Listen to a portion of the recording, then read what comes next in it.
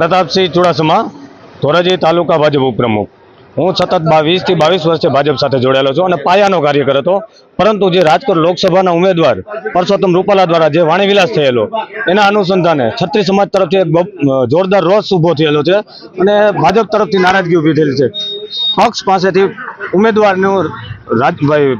ઉમેદવારી રદ કરવા માટેની માગણી કરેલી, પરંતુ ભાજપે જે પરસોત્તમ રૂપાલાની ઉમેદવારી રદ ન કરતા ક્ષત્રિય સમાજ રોષે ભરાયેલ છે અને આજ રોજ અમે એક સામૂહિક રાજીનામું આપીએ છીએ। ધોરાજી તાલુકા ભાજપના તમામ કાર્યકરો આજે ક્ષત્રિય સમાજ પૂરેપૂરા ક્ષત્રિય સમાજ ધોરાજી તાલુકા ભાજપના કાર્યકર તરીકે પ્રાથમિક સભ્યપદેથી રાજીનામું આપી અને આગામી દિવસોમાં ભાજપની વિરુદ્ધમાં કામ કરશે।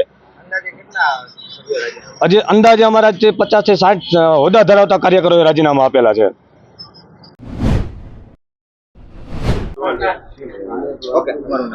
મારું નામ જનકસિંહ લધુભા જાડેજા, ક્ષત્રિય અગ્રણી।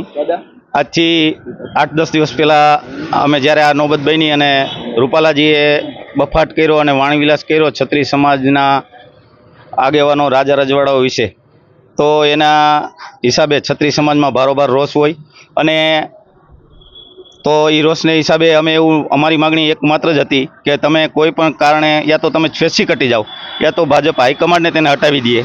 તો એવું ભાજપે પણ કરેલું નથી અને પોતે પણ એવું નથી કરેલું।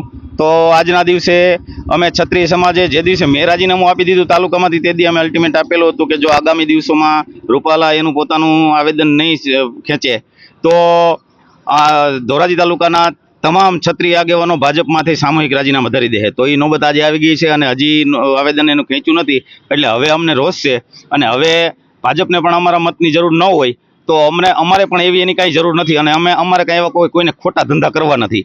એટલે આમાં તો બધું એવું હોય કે ધંધા જે ખોટા કરતા હોય તેને કદાચ કરવું પડે, એટલે એવું કાંઈ છે નહીં। તો અમે બતાવી દેવું બૂથ ઉપર જ જે રીતે, કારણ કે અમે પણ લડાઈ કરવાનું જાણીએ છીએ।